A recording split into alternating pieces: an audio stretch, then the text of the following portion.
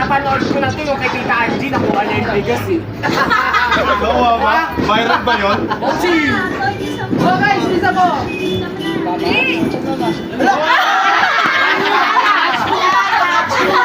Wala ko